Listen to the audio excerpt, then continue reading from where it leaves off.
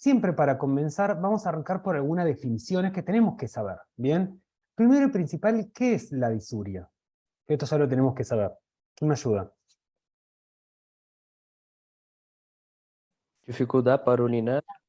Bien, es una dificultad, una molestia más que una dificultad, bien, Es el que dolor. es el dolor, exacto, el dolor, la molestia, que es este dolor y la molestia lo que genera que la micción sea dificultosa. ¿Bien?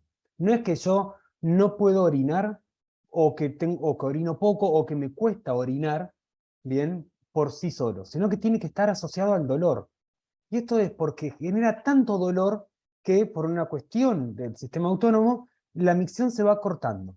¿Bien? Otra definición importante es lo que es el tenesmo vesical. Que el tenesmo vesical es un deseo continuo de querer orinar, ¿bien? Pero que es doloroso y a su vez es ineficaz. Es decir, tengo ganas de orinar, pero no puedo, te dice el paciente. Me genera dolor y voy poco.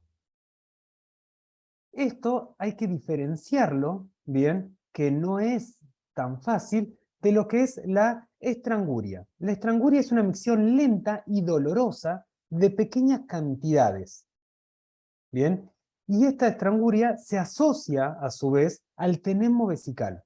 Como voy orinando poca cantidad y doloroso, ¿bien?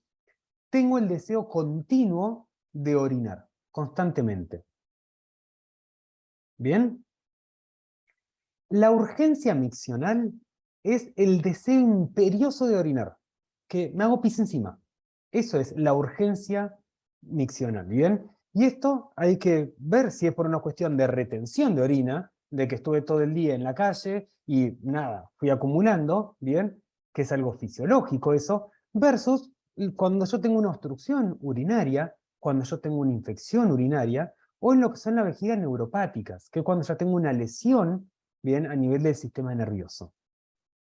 La enuresis, bien, es la micción involuntaria e inconsciente durante el sueño. ¿Y cuándo creen ustedes que ocurre esto? ¿En niños? En niños, excelente. Y también muchas veces lo encontramos asociados a distintas patologías, tanto neurológicas como degenerativas y psiquiátricas. ¿Bien? La anuria, ¿qué es la anuria?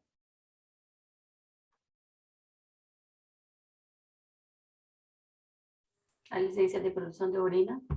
Bien, es directamente cuando no orino. Bien, no orino absolutamente nada. Y ahí mi diagnóstico diferencial es la retención de orina. Que en la retención de orina no orino, pero sí fabrico orina. En cambio, en la anuria no hay producción de orina. Bien, en las retenciones urinarias, yo lo que me voy a encontrar va a ser un globo vesical. Que el globo vesical es cuando la vejiga se empieza a distender y voy a tener un bulto, una masa a nivel hipogástrico que va a ser palpable. La oligouria es cuando yo orino pero poca cantidad y se define cuando esta eliminación de orina, bien, es menor a 500 mililitros día.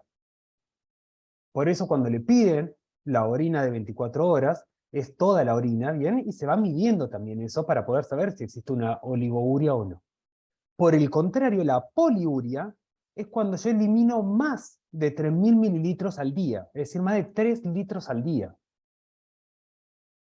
Bien, por lo tanto sabemos que ¿cuánto es el valor normal, digamos fisiológico, de eliminación de orina? 1500 mililitros o 2000 mililitros más o Bien, menos. entre 1500 y 2000 mililitros en personas, digamos, con un buen grado de hidratación. Obviamente, si yo me hidrato poco, voy a orinar menos. ¿Bien? La poliacuria. La poliacuria es cuando aumento la frecuencia de emisiones, pero manteniendo un volumen urinario conservado. Es decir, hago muchas veces pis, pero mi volumen urinario total es de 1500, aprox. ¿Bien? ¿Se entendió la diferencia entre poliacuria y poliuria?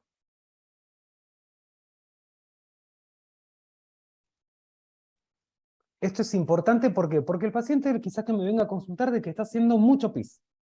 Y ahí yo le tengo que preguntar si está yendo muchas veces a hacer pis en poca cantidad o si siempre que va a hacer pis hacen gran cantidad, para semiológicamente poder aproximarme a una poliuria, que es cuando voy muchas veces y mucha cantidad, o una polaquiuria, que es cuando voy muchas veces, pero por lo general en poca cantidad. Y esto puede ser patológico, la poliaquiuria, como también puede ser fisiológico. ¿Bien? Patológico puede ser cuando yo tengo una cistitis, bien, que es la infección urinaria baja, que la vamos a ver más adelante, cuando tengo cálculos o litos a nivel renal, ureteral o vesical, bien. Y en caso de fisiológico puede darse en el embarazo. ¿Por qué puede darse en el embarazo?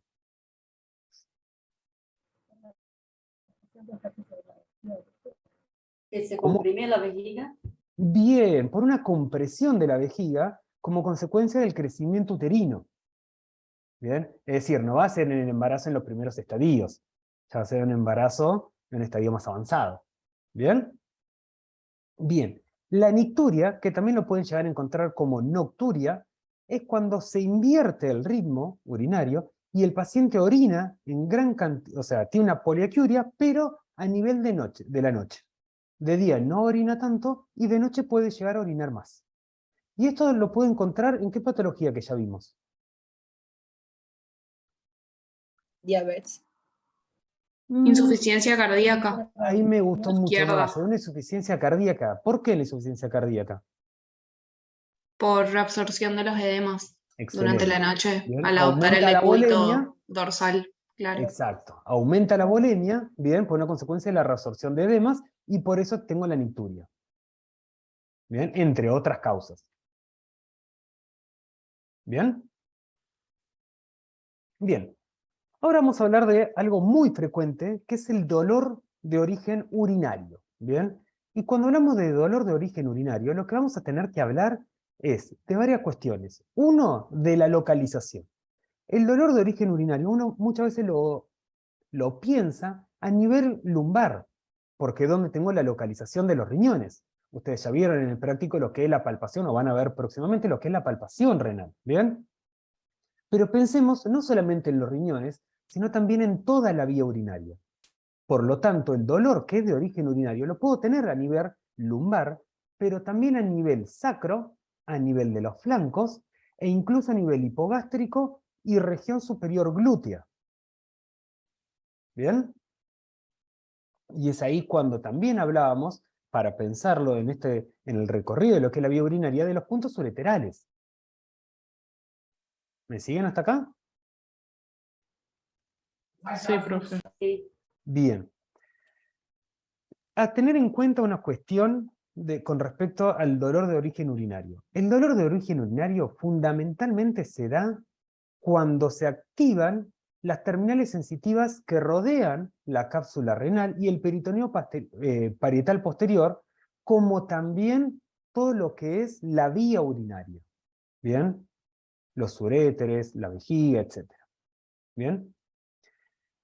Hay distintas clasificaciones. La más utilizada en la clínica es clasificarlo en agudo y crónico.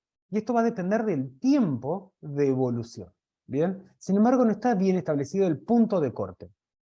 Por lo general hablamos de agudos cuando son cuestiones de días o pocas semanas. ¿Bien? Y ahí va a entrar el cólico ureteral, cólico renal, que lo vamos a hablar más adelante, el infarto renal, la pielonefritis aguda y el quiste renal.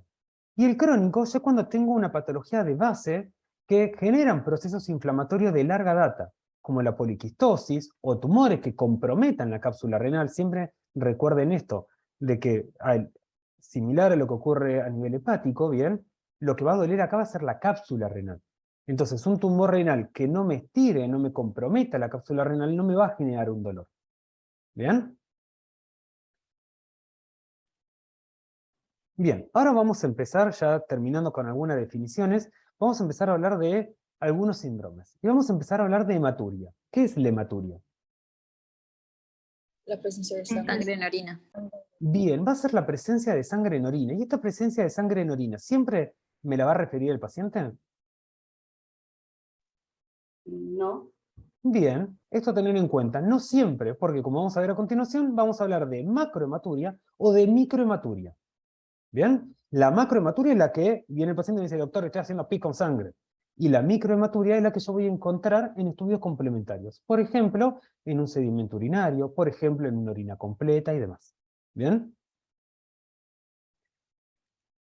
Sin embargo, también en condiciones fisiológicas puede haber sangre en orina.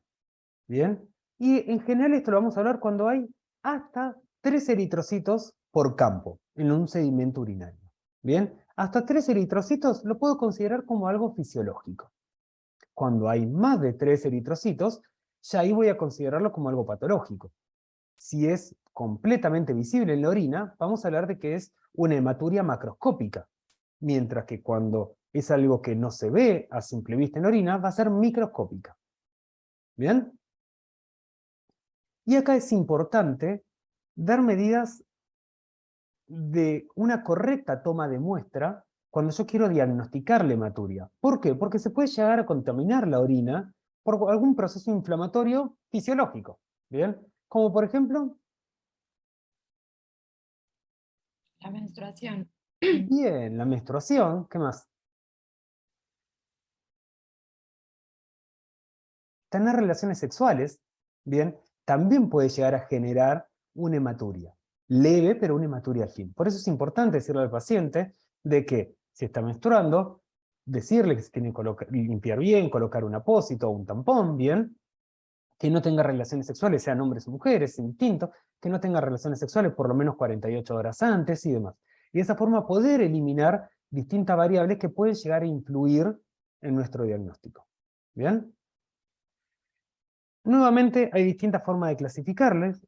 La podemos clasificar aparte de la cantidad de hematíes, lo puedo llegar a clasificar también según el ritmo de eliminación, pudiendo ser intermitente o persistente. Intermitente es cuando es algo que no se da de forma cotidiana, todos los días, y persistente cuando se da todos los días, ¿bien? También la podemos clasificar, que esta es muy clínica, esta clasificación, en el momento que aparece la hematuria, pudiendo ser de inicio, y ahí yo voy a pensar en algo prostático o en algo ureteral, ¿bien? Al terminar la micción, que ahí voy a pensar de algo vesical, o durante toda la micción, y ahí ya voy a pensar en una lesión mayor, fundamentalmente a nivel del parénquima renal. La otra clasificación es una clasificación que la ponemos, pero que no la utilizamos en la semiología, sino que la van a ver ustedes en medicina interna, y es una gran clasificación porque nos ayuda a orientar mucho nuestros diagnósticos presuntivos, pero que se basa en los estudios complementarios, que es según los hallazgos en el sedimento urinario que yo le pido a mi paciente. Y acá vamos a tener dos clasificaciones, la tipo 1 y la tipo 2. La tipo 1 va a ser la glomerular, ¿bien? En la tipo 1, aparte de encontrar eritrocitos a nivel de orina, voy a encontrar que estos van a estar deformados y pueden o no acompañarse de cilindros, ¿bien? Y esos cilindros van a ser orientadores, en el caso de que estén presentes, de una glomerulonefritis. La tipo 2 es la no glomerular, ¿bien? Es decir, que se da en todo lo que es la vía urinaria. Y acá los eritrocitos van a tener una conformación conservada, fisiológica, ¿bien? Y puede ser indicador de un tumor renal, de un quiste renal, de una litiasis o incluso de una infección del tracto urinario. Vamos a ver igualmente que no toda infección del tracto urinario se va a acompañar por hematuria, pero en determinadas situaciones sí puede acompañarse, y después vamos a hablar por qué puede haber presencia de hematuria en una infección del tracto urinario. ¿Bien? ¿Eso es cuando hay daño de la membrana basal? Excelente. ¿Y por qué se va a haber un daño de la membrana basal? Porque hay una infección que está causando necrosis y daño. Porque fundamentalmente produce una inflamación, y en las inflamaciones puede haber extravasación de sangre. Bien, si se mantiene eso, ahí sí puedo llegar a tener una isquemia y necrosis. Bien, pero también por una cuestión meramente inflamatoria. Y ahí en general, cuando es algo meramente inflamatorio, va a haber microhematuria, no va a haber una macrohematuria. ¿Bien? Sí, gracias. Ahora bien, la hematuria puede llegar a ser también sintomática o asintomática. Asintomática es cuando es un hallazgo. Bien, solicito un estudio complementario y ahí me encuentro con la hematuria, o cuando el paciente lo único que me refiera es la hematuria. Bien, y no tiene ningún otro síntoma acompañante. Cuando hay sintomática, ya tenemos que pensar en algunos otros procesos, ¿bien? Y acá es cuando mi paciente me puede llegar a asociar a esta hematuria, a fiebre, y ahí voy a pensar en un proceso Infeccioso. bien, a poliaquiuria, bien, y ahí puedo llegar a pensar en qué. A ver si alguno ya va sacando.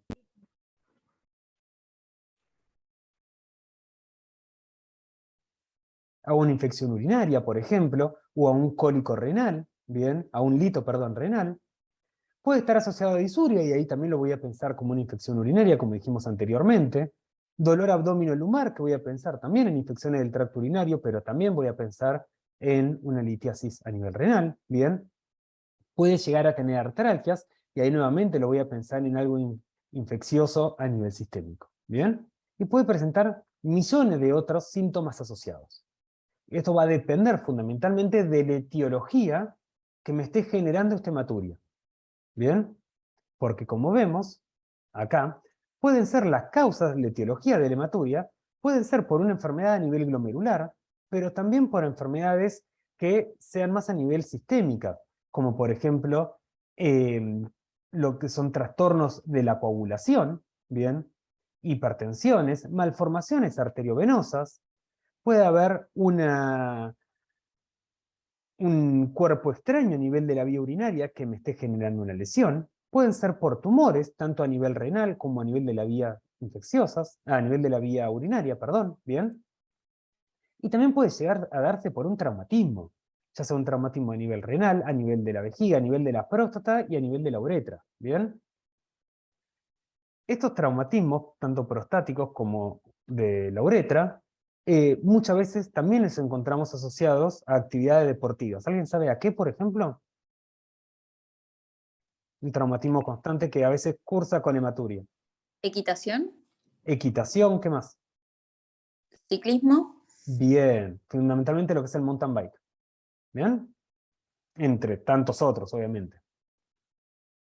Entonces también importante empezar a preguntar cuando un paciente tiene hematuria si hubo el antecedente de algún traumatismo, si mi paciente está tomando alguna medicación, porque puede ser que tenga un trastorno de la coagulación, ¿bien? Ya sea porque esté tomando algún anticoagulante, ¿bien? O que haya recibido un trasplante y por eso también está anticoagulado y demás. ¿Bien?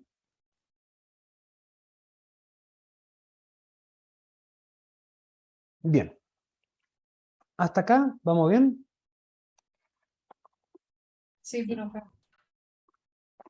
Cualquier cosita ya saben, me frenan y repetimos, ¿bien? Vamos con un tema de consulta hiper frecuente en lo que es la medicina, y acá más de uno quizás puede hablarme más de lo que yo sé de esto. ¿Y por qué puedo decir más de una va a hablarme más de lo que yo puedo llegar a saber de esto cuando hablamos de infección del tracto urinario? Es mucho más frecuente en mujeres que hombres, ¿Por qué? por el tamaño de la uretra y la cercanía que hay con, o sea, toda la zona del periné. Bien, excelente. Acá Valentina dijo dos cosas súper importantes. ¿Bien? Una cuestión anatómica, que tiene que ver con la relación de la cercanía del periné, y ahí vamos a hablar de una cuestión etiológica también. ¿Bien? Bien.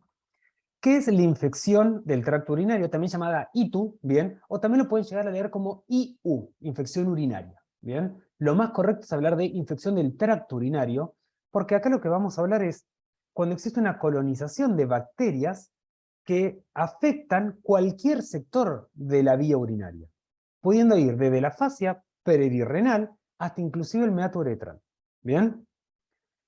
Y esto ustedes lo saben más que yo, si no me equivoco, por microbiología, corrígenme ustedes, o por patología, ya quizás se me mezclan un poquito, que siempre para hablar de infección del tracto urinario, la sospecha va a ser clínica, ¿bien? Y luego voy a necesitar una demostración, ya sea por un urocultivo o por un sedimento.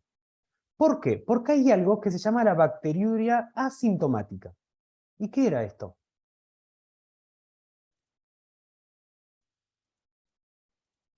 ¿Ya lo cuando vieron? tengo una bacteria que se hizo parte de la flora, ¿es? Bueno, bien, y que no da síntomas. Y la bacteriuria asintomática, ustedes la van a ver más adelante, si es que no la vieron ahora, quizás que la ven en infecto, el tema de cuándo lo voy a tratar. Bien, la bacteriuria asintomática no se trata, salvo en inmunosuprimidos o en embarazadas. Bien, sino la bacteriuria asintomática, es decir, le pido un urocultivo y tengo un sobrecrecimiento bacteriano. Si no tiene clínica de infección del tracto urinario, no lo voy a tratar, excepto en determinadas situaciones. Bien, por eso es importante esto de que la sospecha es clínica y semiológica. En la práctica, luego van a ver de que no siempre se pide un urocultivo o un sedimento urinario. Lo correcto es pedirlo. ¿Bien? Luego van a estudiar en medicina interna de que también hay determinados criterios para pedir el urocultivo y el sedimento. ¿Bien? Pero lo correcto es siempre pedirlo porque la idea es poder confirmarlo. ¿Por qué? Porque la clínica de la infección urinaria, fundamentalmente, va a ser... Perdón, me adelanté demasiado. Vuelvo acá. Etiológicamente, Valentina había dicho que era Valentina cuando me hablaste de la localización anatómica, que está cerca de qué. De la región del Periné. Bien, ¿y esto es por qué? Porque etiológicamente la mayoría de las infecciones del tracto urinario corresponden a una infección por Escherichia coli. Bien, ¿y la Escherichia coli dónde que es la flora normal de qué? El tracto digestivo. Bien, entonces, muchas veces por la cercanía es que aparece.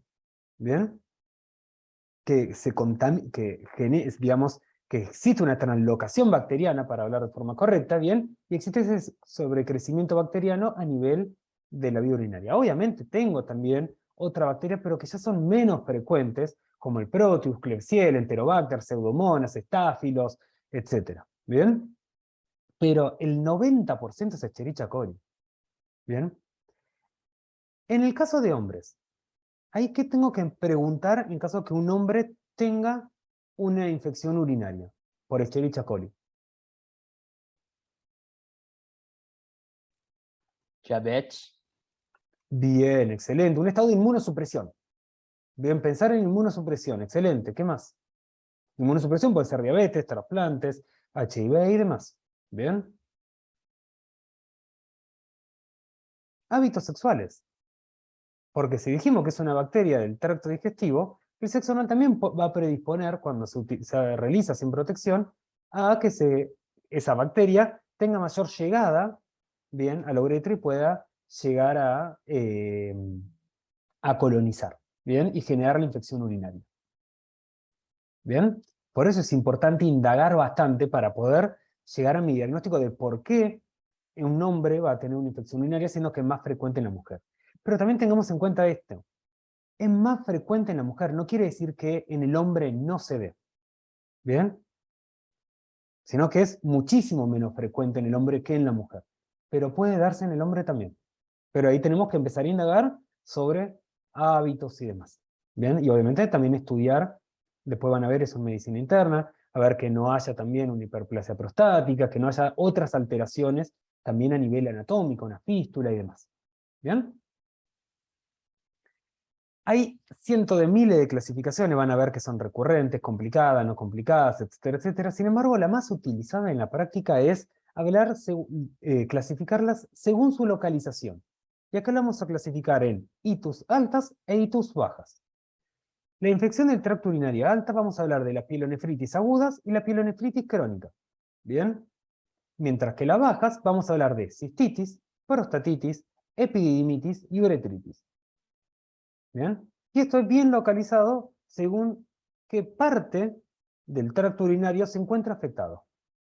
Cuando hablamos de pielonefritis, ¿qué parte del tracto urinario se va a encontrar afectado? Riñones y ureteres. Bien, fundamentalmente riñones y ureter. ¿Bien? Bien. En las infecciones urinarias bajas, que son las más frecuentes dentro de las infecciones del tracto urinario, ¿qué clínica va a presentar mi paciente? Disuria. ¿Bien? Poliaquiuria, tenemo vesical, dolor suprapúbico o dolor hipogástrico, urgencia miccional, incontinencia miccional, e incluso en algunos casos, como hablamos anteriormente, por el proceso inflamatorio y demás, puede llegar a presentar hematuria. ¿Bien?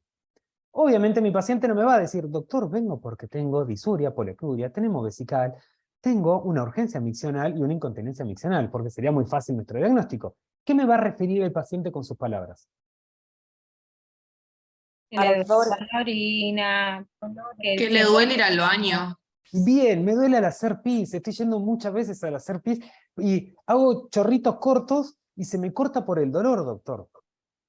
Quiero hacer pis y me quedo con la sensación de seguir haciendo, pero no puedo por el dolor que me genera, siento como que me quema al hacer pis. Y tomo mucha agua, mucha agua, mucha agua, y muchas veces acá pasa algo, el paciente empieza a tomar mucha agua y dice no, y ella misma o el mismo, se da cuenta de que a la tarde ya no le arde tanto.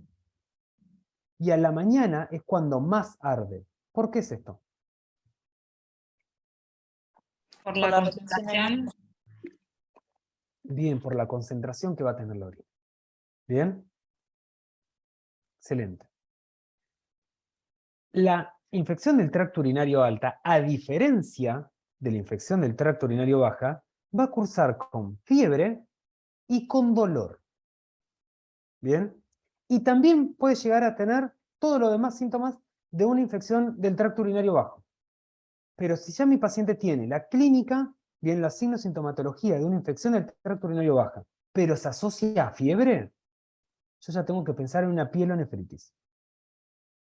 ¿Bien? Porque la cistitis, la uretritis y demás no suelen cursar con fiebre. ¿Bien? Y acá van a ver que la pielonefritis, esto lo van a ver en el práctico, voy a encontrar como un signo semiológico la puño-percusión positiva. Pero que ahí yo voy a tener que hacer un diagnóstico diferencial con un cólico a nivel renal. Luego vamos a ver la clínica del cólico renal, que es bastante característica y me va a permitir diferenciarlo. ¿Bien? Pero entonces, yo tengo síntomas de una infección del tracto urinario baja, pero tiene fiebre y tiene dolor a nivel de flanco, derecho o izquierdo o incluso bilateral, y un dolor a nivel de la región lumbar con una puño-percusión positiva, yo ya pienso en una pielonefritis. ¿Bien? Es decir, una infección del tracto urinario alta. ¿Bien?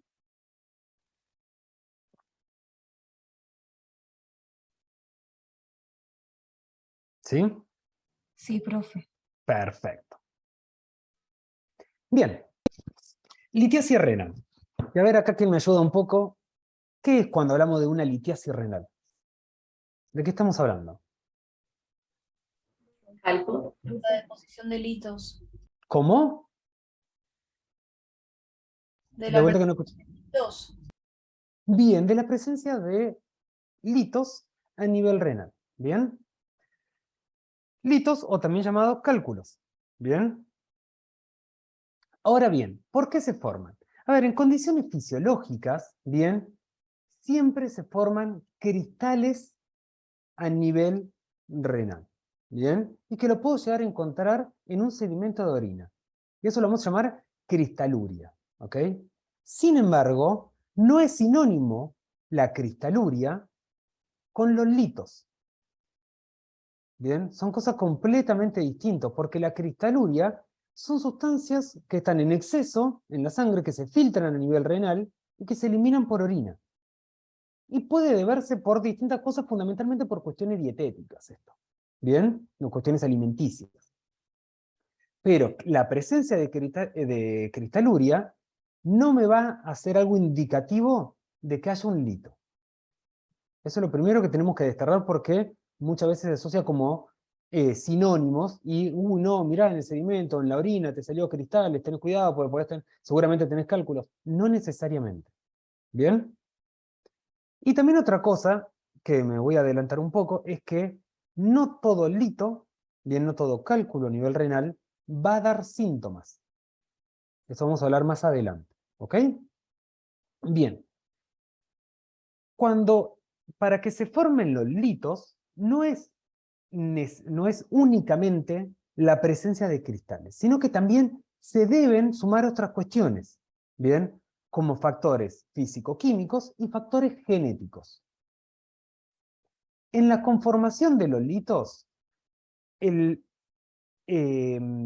el tipo más común de litos es aquel que tiene calcio. ¿Bien? Y es aquel que más se acumula y que forma lolitos. Y esto es importante, lolitos a nivel renal estamos hablando, ¿no? Y esto es importante que se lo graben porque nos va a servir el día de mañana para cuando estudiemos diagnóstico por imágenes. Bien, porque ahí van a ver en los distintos estudios qué tipo de densidades me va a servir en cada estudio y si me va a servir de determinado estudio o no. ¿Bien? Entonces recordemos, litos urinarios no es lo mismo decir cristales que litos, y dentro de los litos la conformación más frecuente va a ser por depósitos de calcio. ¿Bien? Mejor dicho, oxalato de calcio. ¿Bien? Bien. Algo a tener en cuenta que es importante es que los litos poseen poros. Y al tener poros va a predisponer como un reservorio de bacterias en el caso que haya una infección urinaria, y esto va a ser algo que me va a dificultar la resolución de la infección urinaria. Por eso también es importante esto tener en cuenta de cuando yo estoy tratando a un paciente con infecciones urinarias y mi paciente tiene infecciones urinarias a repetición, pensar que quizás que tenga un lito a nivel renal. Por eso también es importante lo que dije antes, de que no todo lito me va a dar sintomatología. Sí, la cristaluria solo se ve a nivel microscópico. ¿Bien? En un sedimento urinario, un campo de 300, un aumento de 300x. Y tener en cuenta de que en pacientes diabéticos, bien, la presencia de litos y de infecciones urinarias a repetición predispone a la formación de abscesos renales, lo cual complica aún más el cuadro porque ya tenemos un paciente en un estado de inmunosupresión, bien, entonces el abordaje de un absceso renal va a ser muy complicado. Bien. Ahora bien, cuando estos litos dan una clínica, dan una semiología, es cuando empezamos a hablar de lo que son los cólicos renureterales o cólicos renales. ¿Bien? ¿Y por qué se da esta clínica? Se da fundamentalmente por dos cuestiones. Uno, la obstrucción del uréter por una dilatación de la pelvis renal. ¿Bien? Y también por un peristaltismo que se genera a nivel uretral para poder eliminar ese cálculo. ¿Bien? Ese lito. Siempre recuerden cuando hablamos de cálculo y lito son sinónimos, ¿ok?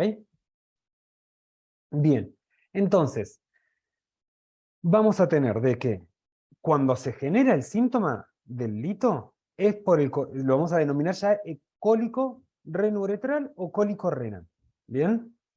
Y si estamos hablando de que existe una dilatación de la pelvis, ¿bien? Del uréter como consecuencia de una dilatación de la pelvis renal, ¿bien? Y contracciones para poder eliminar el cálculo, estamos hablando de que ese lito migró del riñón. ¿Bien? Por eso hay personas que tienen litos a nivel renal que no tienen ningún síntoma. ¿Bien? Salvo que ese lito empieza a migrar. Y ahora usemos un poquito el razonamiento. ¿Qué es más frecuente que migre? ¿Un gran lito renal o un pequeño lito renal? Una pequeña. Los pequeños. ¿Bien? ¿Y qué es más frecuente que dé síntomas? ¿Un pequeño lito renal o un mediano lito? Un cálculo mediano. ¿Bien? ¿Cuál es más frecuente? ¿El cálculo pequeño o el cálculo mediano? Que dé más síntomas. Mediano. Mediano. El mediano. ¿Bien? Porque cuando son incluso chiquititos, ¿bien? Pueden cursar únicamente quizás con hematuria. ¿Bien? O con una molestia vaga. Y nada más. En cambio, cuando son medianos van a estudiar más adelante, ya me estoy adelantando muchísimo, en sexto año, bien, cuando tengan medicina interna y vean la parte renal, ahí van a estudiar el tema de los tamaños y demás, bien, de que para que me dé síntomas, tengo que tener una obstrucción a nivel uretral y tiene que generarse una dilatación de la pelvis renal. Ahí es cuando más síntomas voy a tener. Si es muy pequeño, no me va a obstruir tanto la luz del uréter, por lo tanto la clínica no va a ser tanta. ¿Se entiende esto? Profe, igual depende de la zona, o sea, si es estrecha o no. Porque, por ejemplo, en la unión de los uréteres puede ser que haya algún pequeño y, no sé. De pequeño a mediano, pero inclusive hay algunos pequeños que ni nos enteramos, ¿bien? Cuando son muy, muy pequeñitos. Eso también lo van a estudiar cuando roten por uro, ¿bien? De cuáles son los criterios para hacer una litotricia, por ejemplo, o para la colocación de un catéter doble J y demás. ¿Bien? Y fundamentalmente es el tamaño. Y ahí van a estudiar de los estudios complementarios de cuando eso, por ejemplo, pide una ecografía, cuando pide una Eurotac, o cuando pide una tomografía simple de abdomen y pelvis y demás. ¿Bien? Pero sí, obviamente, en distintos niveles anatómicos también van cambiando los tamaños y obviamente también eso me va a generar distinta sintomatología y distinta clínica. ¿Bien? Y también inclusive eso me puede dar como una pauta de alarma o no. ¿Bien? Y me puede llegar a cambiar la conducta que yo tome ante el paciente, ya sea un tratamiento ambulatorio, ya sea una internación, ya sea la colocación, como hablamos antes, de un catéter doble J, o ya sea la litotricia y demás. Pero eso ya lo dejamos para uro. ¿Vale? Que todavía nos faltan 2 años para eso. ¿Bien? Bien. Clínicamente el cólico renal, ¿qué es lo que vamos a tener? Un dolor intenso, agudo, súper intenso, que no tiene una posición antálgica. El paciente va a estar inquieto, caminando de un lado para otro en la habitación. ¿Bien? Súper inquieto porque no consigue de ninguna forma aliviar ese dolor. En ocasiones el paciente lo que te puede, pero son muy pocas las ocasiones que te puede llegar a referir, es que sumergiéndose en agua caliente alivia un poco el dolor, o poniéndose compresas calientes en la zona lumbar o en el abdomen, alivia un poco el dolor. ¿Bien? El dolor suele estar a nivel, bien, de la región lumbar, pero irradiarse hacia la zona hipogástrica e incluso continuar hacia los genitales, que vayan hacia la vulva, por ejemplo, o a testículo y escroto. Y ahí vamos a ver a fin de año que tengo que hacer un diagnóstico diferencial con, por ejemplo, una compresión a nivel de los nervios de la columna vertebral, ¿bien? La llamada ciatalgia, ¿bien? El ciático, que le dicen en la población. Que el dolor también está a nivel lumbar, que también desciende, pero la gran diferencia es que se va hacia los glúteos y hacia la zona posterior de los muslos, no hacia adelante. Porque el recorrido, ustedes pensemos que esto es a nivel urinario, ¿bien? Entonces el recorrido va a ser siguiendo todo lo que es el tracto urinario. ¿Bien? Obviamente, dependiendo, como bien había dicho Emily, si mal no recuerdo fue, dependiendo de dónde esté enclavado, que le decimos en la clínica, enclavado el lito, bien, donde esté generando la mayor obstrucción ese lito, también me puede dar distinta sintomatología. Por ejemplo, si está en la porción media del uréter derecho, me puede dar un McBurney positivo. Bien, y voy a tener un paciente que me dice que tiene un dolor a nivel de flanco, fosa ilíaca derecha, muchísimo dolor, y yo le voy a presionar y tengo un McBurney positivo, y ahí voy a tener que hacer mi diagnóstico diferencial con apendicitis, tema que vamos a ver esta semana en el teórico. Bien, también, si lo tengo del lado izquierdo, también hay un signo de apendicitis que voy a poder llegar a sospechar y pensar también en apendicitis. Y ahí voy a tener que buscar toda otra clínica, que vamos a ver que muchas veces no es tan fácil. Si está en la porción media, bien, principalmente del lado izquierdo, voy a tener que hacer un diagnóstico diferencial con una diverticulitis. Y mientras más bajo esté la dilatación, bien, y se genere estas contracciones, este aumento del peristaltismo y el cólico, bien, mientras más cercano a la vejiga o incluso cuando está en la parte inferior, voy a tener que hacer un diagnóstico diferencial con infección del tracto urinario bajo. Que ahí vamos a estudiar en medicina interna, que se complica bastante. ¿Por qué? Porque por la lesión que provoca la migración del lito, va a presentar hematuria. ¿Bien? Y por la inflamación que se provoca por la migración de este lito, también puede llegar a tener leucocitos en el sedimento urinario. Porque los leucocitos también son células de la inflamación. Pero ¿qué cosa no voy a tener en el cólico renal que sí voy a tener en la infección urinaria baja?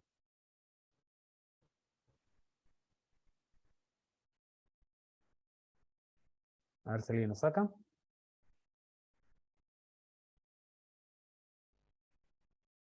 ¿La intensidad del dolor cambia? Bien, excelente, Lina.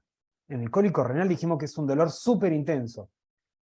La cistitis no tiene un dolor tan intenso, es más una molestia. ¿Y dónde era esa molestia? ¿Cómo le llamábamos? ¿Di? Disuria. Bien. En la cistitis, la molestia yo la tenía, o el ardor, bien, que no era tanto dolor, sino que era un ardor, bien, lo tengo en el momento de la micción. Mientras que en el cólico renal va a ser persistente. Bien, va y viene, pero persistente, no únicamente durante la micción. Bien. ¿El paciente del cólico renal puede tener poliuria?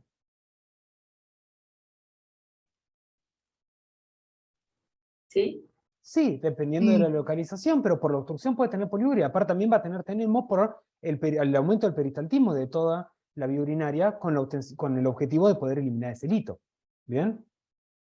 Pero a diferencia de lo que yo voy a tener una cistitis, por ejemplo, ¿bien? Aquel paciente va a estar con tanto dolor que va a tener sintomatología vasovagal. ¿Y qué síntomas entonces me puede presentar? Náusea. Náuseas y vómitos. Bien, náuseas y vómitos, que en la cistitis no la tenía. Va a tener sudoración, pero ¿va a tener fiebre?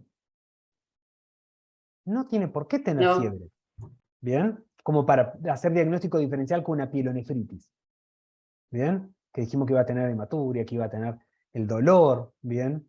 Pero iba a tener fiebre. Acá en el cólico renal no tiene por qué tener fiebre.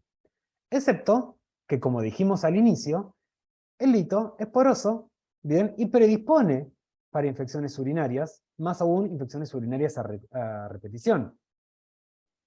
Entonces, cuidado que podemos llegar a tener un paciente con un cólico renal en el contexto de una infección del tracto urinario. ¿Bien? Ahí vamos sumando que, por eso la medicina siempre decimos, no es 2 más 2 igual a 4. Ojalá fuese tan fácil. ¿Bien? Profe, Sí. ¿pudiera estar la presión arterial un poco aumentada por el dolor? O... Bien. Mm, Puedo llegar a tener la tensión arterial un poco aumentada. ¿Bien? ¿Cuánto? Y bueno, va a depender mucho también de los antecedentes personales de mi paciente. No tenemos que sea hipertenso o que no sea hipertenso. ¿Y la frecuencia cardíaca cómo va a estar? aumentada, ¿Y la frecuencia respiratoria cómo va a estar? aumentada Pero eso es por el dolor. por el ¿Bien? dolor, claro.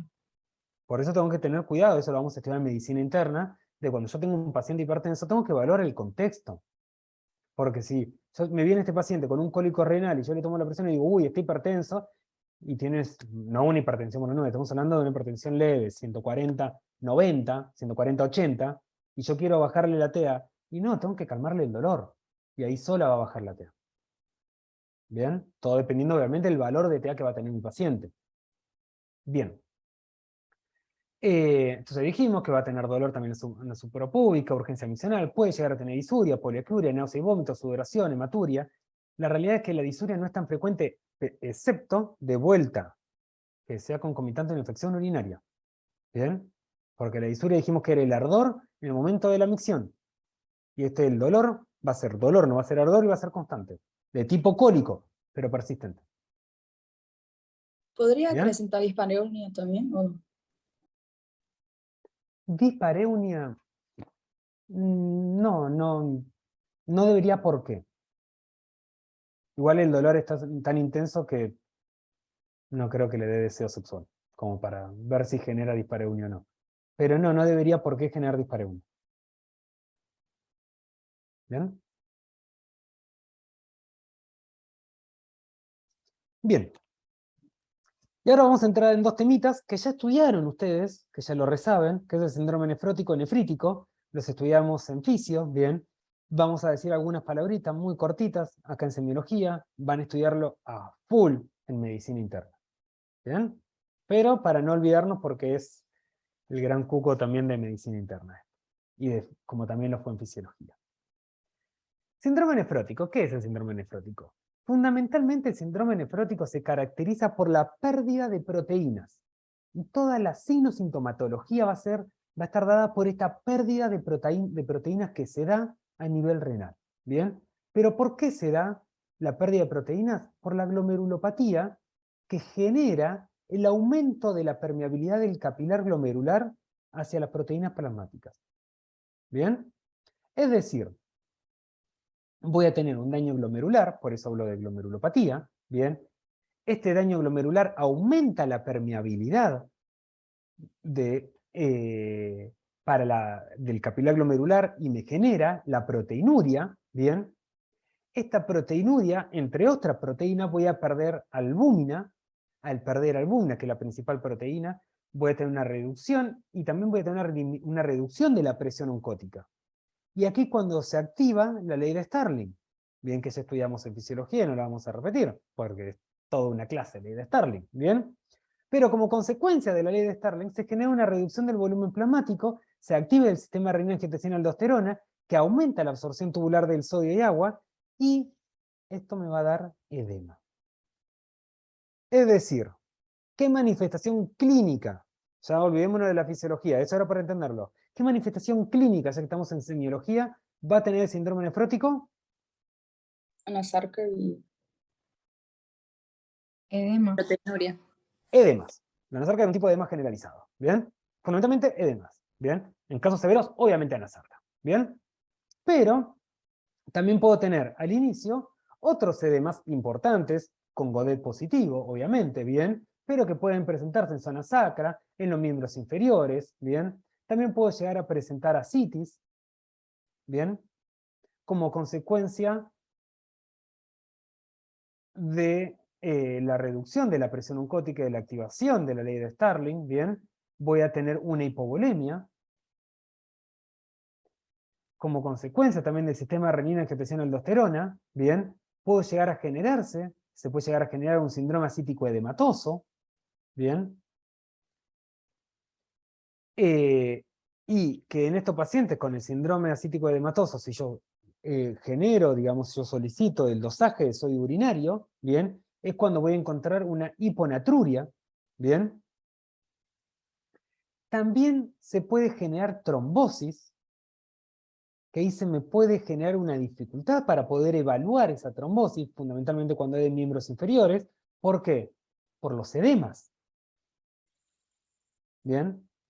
Pero ¿cómo puedo diferenciar si yo tengo una trombosis de miembro inferior versus un edema? ¿Cuál es la diferencia semiológica?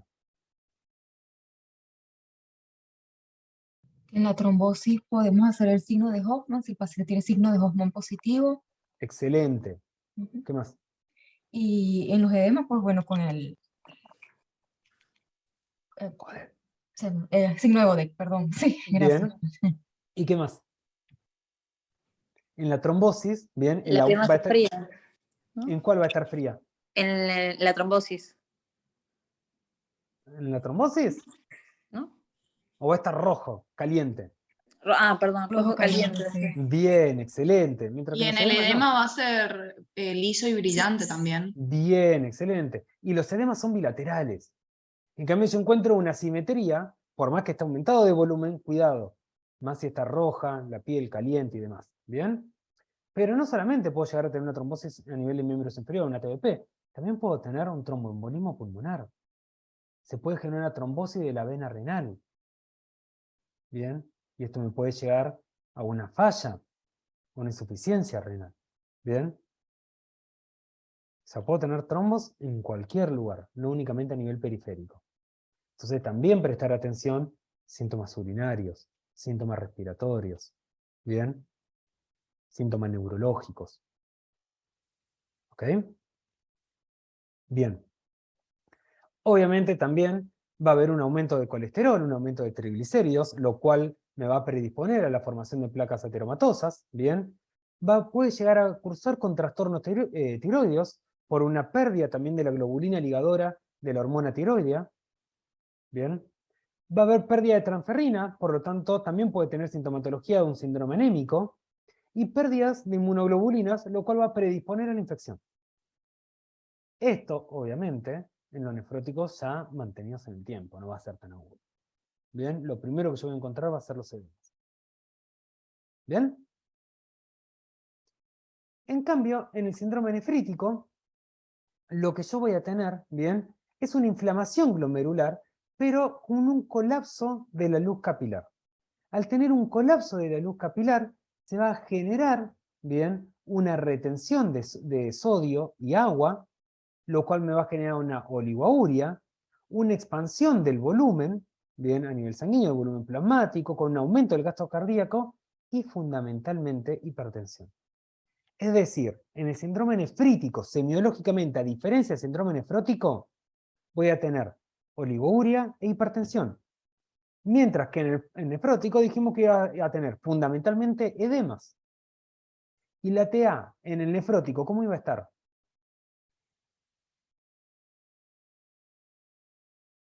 Aumentada. Baja. Baja. ¿Baja o normal? Bien, la hipertensión es característica del nefrítico. ¿Bien? ¿Qué más puedo tener en el nefrítico? ¿Bien? Puedo llegar a tener hematuria, ¿bien? Puedo llegar a encontrar un aumento de los cilindros hemáticos a nivel de un sedimento urinario. También puede haber proteinuria, pero en un rango muchísimo menor que en el síndrome nefrótico. Obviamente, si tengo proteinuria, también puedo tener edemas, pero al ser la proteinuria menor que en el síndrome nefrótico, los edemas también van a ser menores y no va a llegar jamás a ser una anasarca. De hecho, los edemas pueden llegar a ser a nivel facial, bien, principalmente de los párpados, o a nivel de los maléolos, ni siquiera de todo el miembro inferior, ¿bien?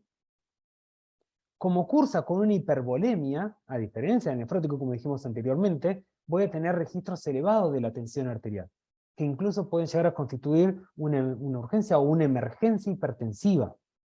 Y quizás que mi diagnóstico sea por esto, por hipertensión, que mi paciente llegue por una emergencia o una urgencia hipertensiva. ¿Bien? Y obviamente va a haber una tendencia, como dijimos anteriormente, a la oligoanuria o a la anuria, que esto me puede llegar a provocar una insuficiencia renal aguda. El tema es que si mi paciente sigue tomando líquidos, no está orinando, bien, aumenta el volumen plasmático, aumenta los registros.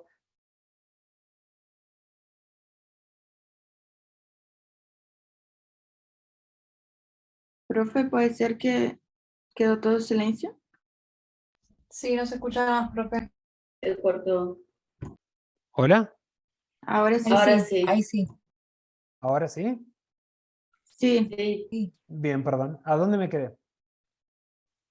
Estaba hablando de la oligonuria. Sí. Bien. Entonces, mi paciente va a tener una tendencia a la oligouria. ¿Se escucha o se cortó? Sí, bien. Sí, escucho. A la oligouria o a la anuria. Bien. Esto me puede llevar a una insuficiencia renal aguda. El tema ocurre acá de que si mi paciente está en una insuficiencia renal aguda, bien, y sigue tomando líquidos, aumenta aún más el volumen plasmático, aún más la tensión arterial, aún más el gasto cardíaco, lo cual me puede terminar desencadenando una insuficiencia cardíaca. Y acá vamos a tener el pacientito, bien, con una insuficiencia cardíaca, que está oligoanúrico, hipertenso, con una falla renal.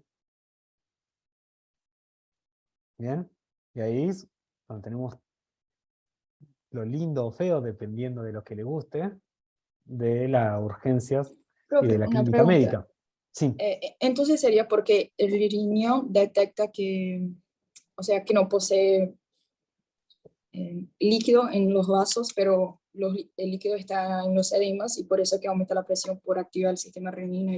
Exacto, al colapsarse la luz del capilar, se sensa, bien, como que hay una alteración, disminuye el filtrado glomerular, bien, por una cuestión de respuesta a esto, y acá es cuando empiezo a tener la retención de sodio y agua. Al empezar a retener sodio y agua, obviamente me va a generar la oligouria. ¿Por qué? Porque me va a arrastrar todo el líquido. Bien, la activación del sistema renina-angiotensina de aldosterona lo voy a tener en nefrótico, no en el nefrítico. ¿Bien? Acá lo que ocurre es una hipervolemia. ¿Bien? La activación del sistema renina-angiotensina de aldosterona se da en el nefrótico, ¿por qué? Porque por la glomerulopatía que me va a generar. ¿Bien?